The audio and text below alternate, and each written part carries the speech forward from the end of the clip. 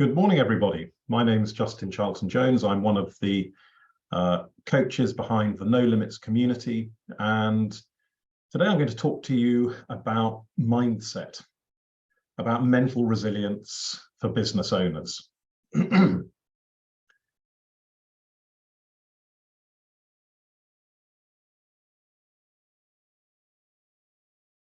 So the first thing I want to point out is that your business never stands still. It's a little bit like nature. If you look at plants, if you look at trees, they don't stand still. They're either growing or they're dying, but there's nothing in between. And you and your business are the same. You might think that your business is standing still, but in reality, your competitors are moving forwards. So if your business is not moving forwards, you are losing ground and your competitors are going to overtake you. So you can't afford to be complacent. You've always got to keep your business moving forward, always have a plan for growth or improvement within the business. Now, the first thing I want to talk about today is something that we call the point of power. And here it is. And the point of power represents your state of mind. It represents your feelings, attitudes, behaviors. And when you are below the point of power, your mindset is negative. When you're above the point of power, your mindset is positive. It's full of abundance. When people are below the point of power, we use an acronym BED to describe the types of behaviors and the types of thoughts and feelings that typically you experience in this state. And BED stands for blame, excuses, and denial. And it's very easy when we're in a negative state of mind to try to pretend that we're not there, to deny that actually it's going on in the first place, to make excuses for why things aren't happening in the business or indeed in your personal life, to blame things on other people, on accidents, on misfortune. But the problem with that is it doesn't get you anywhere.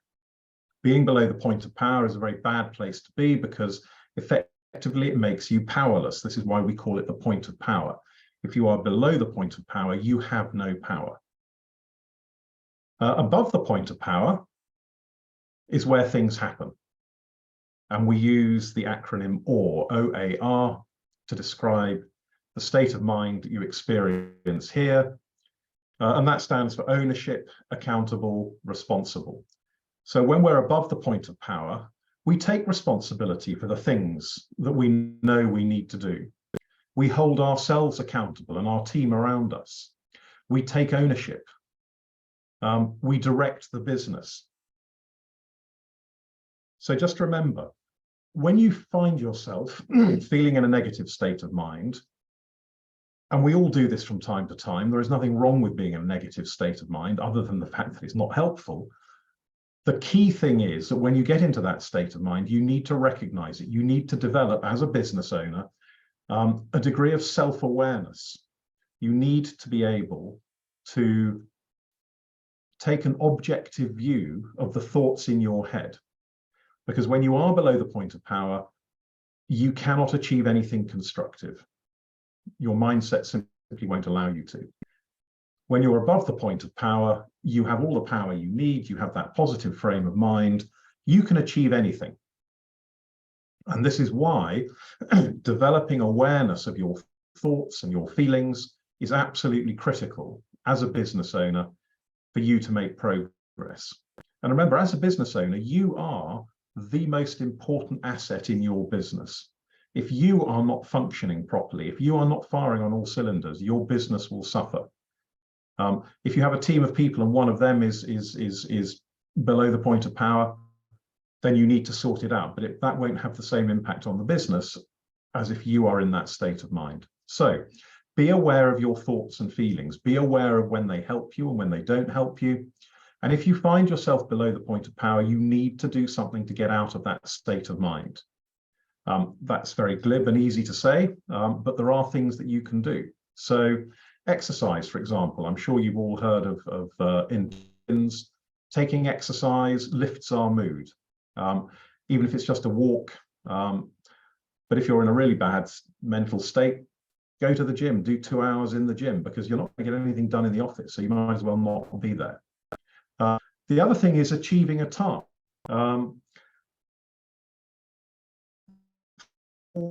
Something to be done, it might not be very important, but it's just one of those to-do lists. But the key thing is it doesn't require a lot of thought or effort.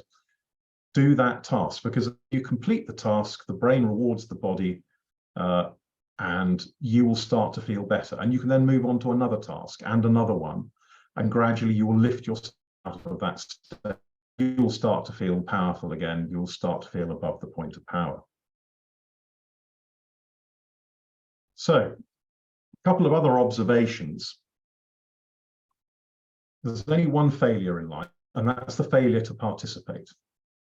You are about to embark on a task, about to start some new project, about to just remember that you 100% at that task, that project, if you give it 100%. If you only give it 80% of your effort, you get back 60 or 50% of the outcome that you were hoping for. And if you only give it 50% of your effort, you'll probably only get 20 or 30% of the outcome.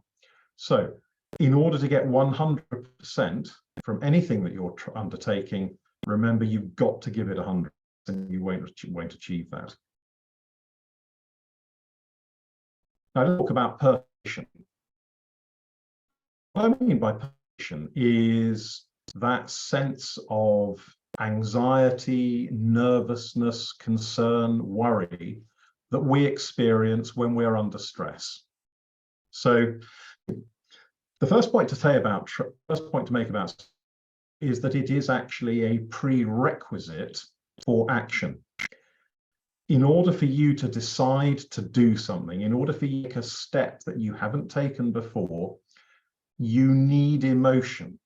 That can either be emotion or discomfort of where you are, around dissatisfaction. It can also be emotion around the vision of where it is you want to get to, of the successful achievement of this goal, of this project that you've set yourself. That emotion is generated by pressure, so you must expect pressure. But it can be uncomfortable. And what you need to remember is that you have a choice. So when we set off to complete this goal, this task that we've set ourselves, maybe something we've not done before, maybe something with an element of risk associated with it, we set off, we start working on it, and we will then experience perturbation. We experience the nerves, the anxiety, the concerns. And there is a point at which you can decide, well, actually, I don't want this stress. I don't want these emotions of what you're doing. And the perturbation will go away. But you will not achieve anything. You will be back where you start, and you will have the knowledge that you gave up on the thing that you had set yourself to do. So when you start to feel that perturbation, acknowledge it for what it is, push through, because it's simply a sign that you're about to be successful. It's a sign that you're moving onwards. So remember, when you get those anxieties, again, as I said before, you need to develop self-awareness of your thoughts, your attitudes. You need to be able to almost step back outside of your head and look in as an objective observer. When you're feeling these thoughts, just be aware that they are a positive sign. They are actually helping you to break through and to achieve your goals. They will go away if you want them to, but only if you stop what you're doing and you fail to achieve the task that you set yourself.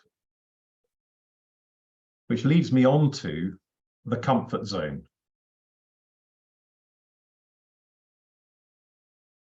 I'm sure that everybody's familiar with the comfort zone, but basically the comfort zone is the is those things that you are comfortable doing. It is the things that you have done before. It's the things that you don't have to think about. And all of us spend the vast majority of our life in our comfort zones because we acquire knowledge, we acquire experience in our working life. There are things that we do pretty well every day. Because we do them every day, we're comfortable with them. The danger is that very often we revert back to our comfort zone almost after learning. I'm sure you may well be listening now. You're going to go back to work. There is all of that learning, all of those ideas that you've acquired, you actually discard and you get back into the comfort zone where you're doing with and comfortable. Now, we don't all have the same size. Think of somebody like Ranulph Fiennes, who's explored both of the poles, all sorts of things. His comfort zone is enormous because he's done pretty well anything you can think. He's faced all sorts of dangers. His comfort zone will be absolutely massive. That doesn't mean, though, that there are things outside comfort to be done everything in the world. And so we all have different size comfort zones. The more ambitious, the more extrovert, the more adventurous that we are, comfort zones. There are some people with absolutely tiny comfort zones, and you probably know somebody like that. Want to get out of their comfort zone, they will avoid leaving it at any opportunity. But comfort zone is not a good to be. So you need to think about how to grow your comfort zone, how to become more familiar with things that you're not currently familiar with. And you can do that by learning. So just simply watching TED Talks, reading books, you will acquire knowledge that you didn't have before. That will grow your comfort zone. Another great way is to sit outside your comfort zone.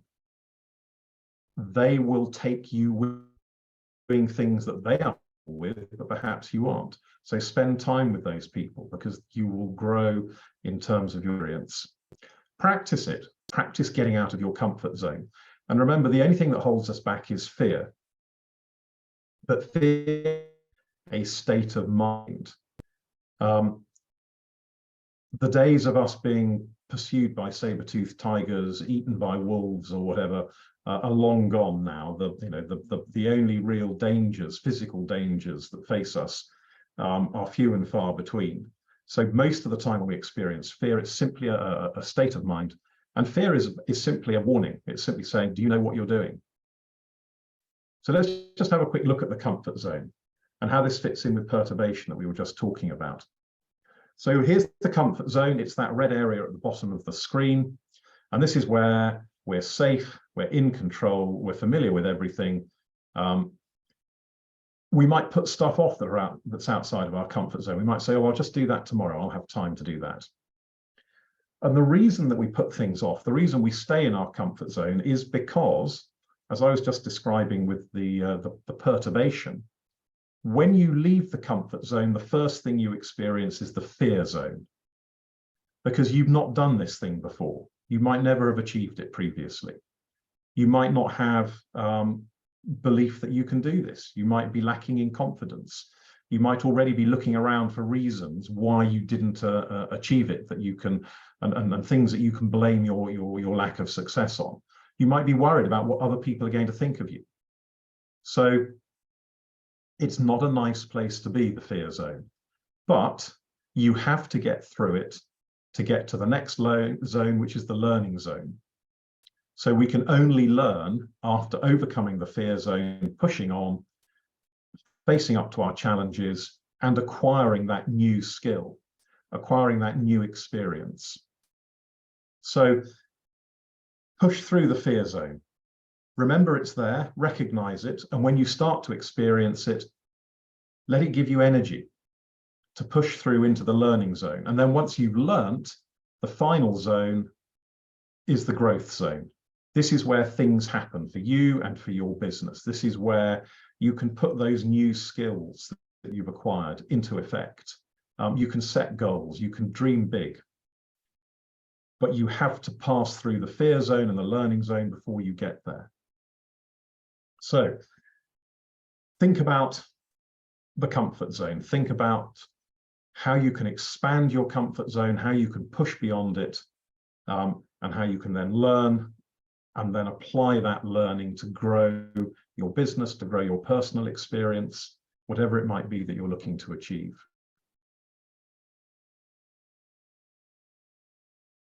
So practice being uncomfortable, because that's what happens when you get out of the comfort zone. You get uncomfortable. But the problem is, your business cannot grow. You cannot grow if you remain within your comfort zone.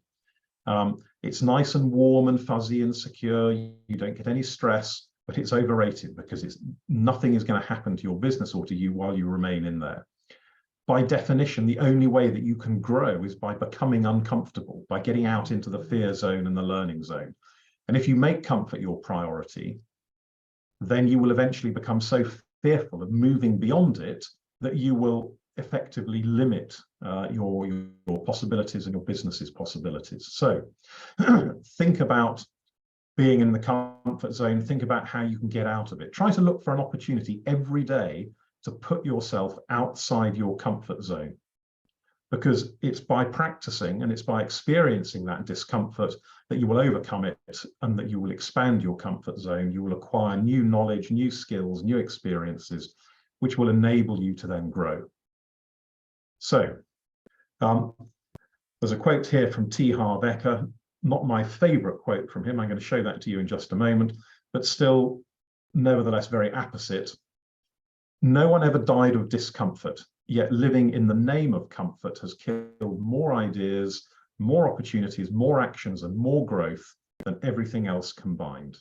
Comfort kills.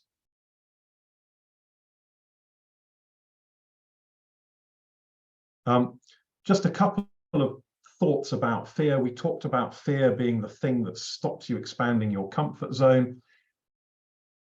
We describe fear as false expectations appearing real, because, as I said earlier, the likelihood of you suffering extreme physical pain or damage is very, very unlikely when you're working in your business and you're trying to expand your comfort zone. Fear is there to encourage you to do things correctly. It's a bit like a safety catch. It says, hang on, you're about to do something you've never done before. Do you know what you're doing? Have you prepared properly for this? Are you going to be all right? And when you experience that fear, actually, it's an immensely powerful feeling. And if you can use that sense, that feeling that fear generates, you can actually harness that energy. You can use it to transform yourself. Use it to help you expand your experience in your comfort zone. As I said, it's not there to stop us. Fear is there to warn us, to make sure that we're doing things properly, to minimize the risk to ourselves. Fear is simply a warning sign. It says, there is risk ahead. Are you ready for this? Are you prepared? So don't be frightened of fear, unless, of course, you do come across a saber-toothed tiger, in which case, run like hell.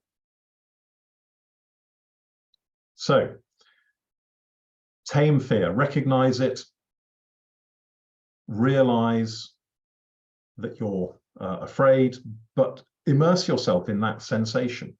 Try to harness the power that it creates, go beyond the fear, and start to grow.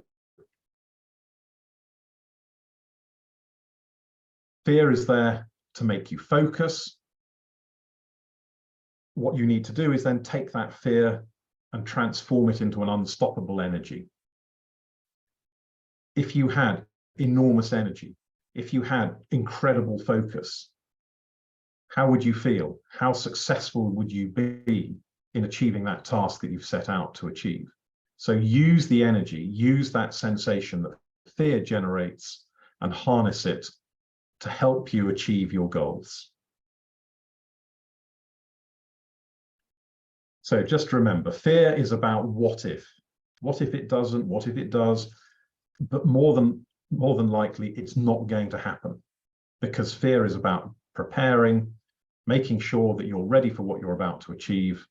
And just think about the feeling you're going to achieve afterward. Just think about the success and how that's going to feel once you've achieved your goal. So this is my favorite quote from T. Harv Eker. And I think it's one of the most powerful things that anybody could possibly say. And I do wish that every school child in this country was taught this. Training and managing your mind is the most important skill you will ever own in terms of happiness and success. Training and managing your mind. I said at the very beginning when we were talking about the point of power, you need to develop the ability to observe your own thoughts, to be aware of how you're feeling. That's absolutely critical, because if you can't observe, if you can't train and manage the thoughts in your head, then they will take over. And as one of the quotes on this page says, no thought lives in your head rent-free. Positive thoughts are wonderful. When positive thoughts are filling your head, you will feel able to achieve anything. But if you have negative thoughts in your head, if you allow them to remain there, then you are going to pay for those in terms of your energy, your money, your time, levels of happiness, the worry and the concerns that you experience. So be aware, are the thoughts that you're experiencing empowering to you, or are they non-empowering?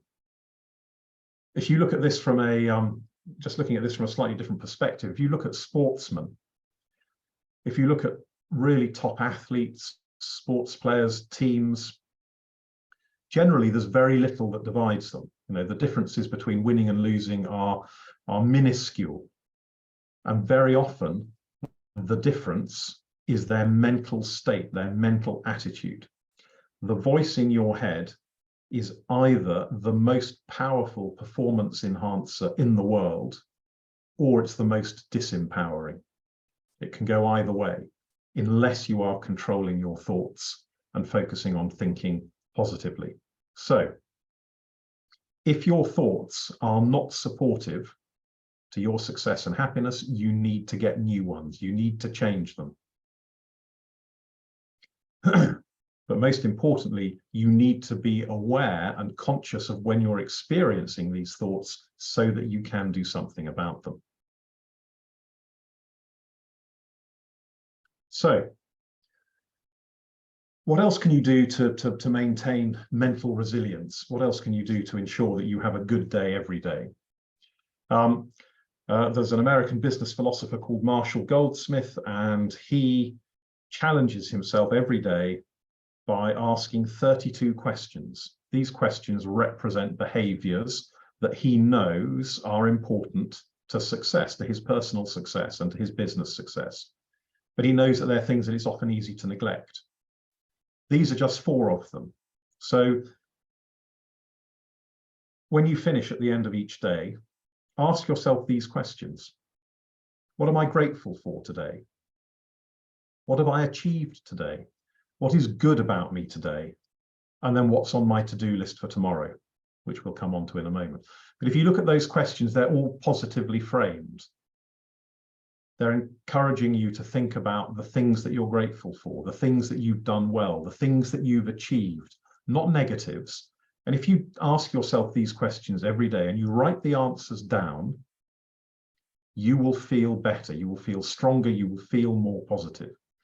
But it's tough. Marshall Goldsmith, by the way, he actually pays somebody to ring him up at the end of every day, no matter where he is in the world, and ask him the 32 questions, because he knows how difficult it is to maintain that discipline. So he gets somebody to ask him the questions, because otherwise he knows he might neglect to do it one day. So think about daily rituals that can reinforce your positive mindset. And one of the actions there was talking about the daily plan. The most important plan you can ever make is the daily plan. So write a success list. It's not a to-do list, because a to-do list is a boring list of things that you don't really want to do, but you know you have to. A success list is something that's full of things that are going to help your business to grow, are going to help you to be successful. Write this at the end of the day, because First of all, it's fresh in your mind. You know what you need to do tomorrow. It'll take you less time to write it down. You won't forget anything. If you write your list, your daily plan at the end of the day, two things then happen. First of all, when you get in to work the following morning, you've already got a list of things you need to do. You've prioritized them. You can get straight on with it. There's no dithering, no faffing about. But the second thing is your mind will actually process this list overnight while you're sleeping.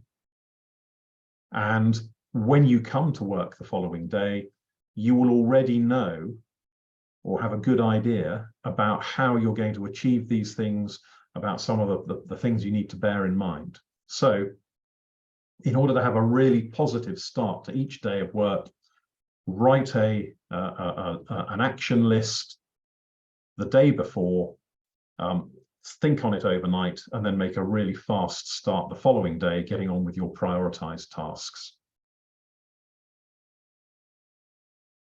So thank you very much for listening to me. I hope that you found that useful.